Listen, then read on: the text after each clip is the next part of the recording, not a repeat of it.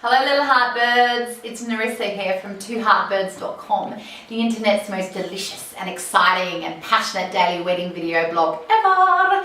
Today I am going to give you 3 tips for planning your bridal registry.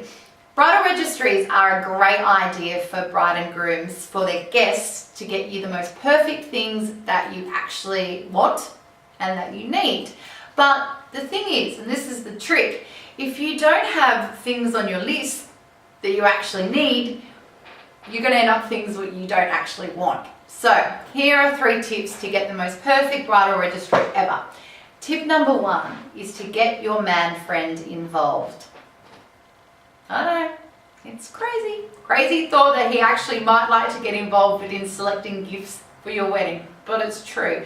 And here's why it's a good idea to get him involved, because he will be able to identify things in the man-friend side of the household that you actually need. And I can assure you, in 6 months down the track, when you're both out in the garden, digging your veggie patch, that you're going to think to yourself, I am so glad that we decided to get the shovel instead of the ice cream maker. So get him involved. And it's a great little, thing for you guys to do together. You can make it romantic, have dinner at the end of it, get him involved. Tip number 2 is to actually plan, before you go to the department store, plan what it is that you're going to put on your list. So go from room to room in your house and uncover all the things that you either don't have or all the things that you would like to upgrade.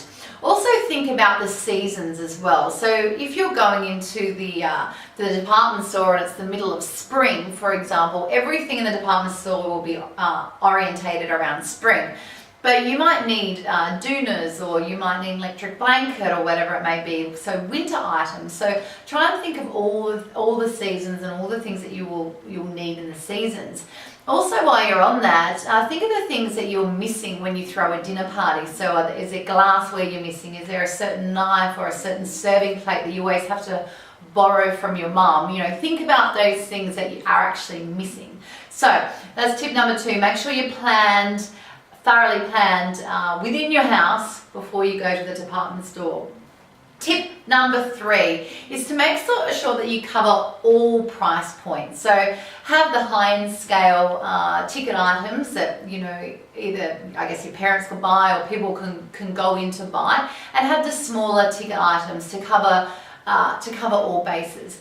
Just keep in mind, and this is from experience, being a bit of a latecomer sometimes to bridal registries, when you get there and you've got your money to spend, the only things left are the $5 potato peeler and the $10 chopping board and the crazy novelty salt and pepper shaker that costs $18.95.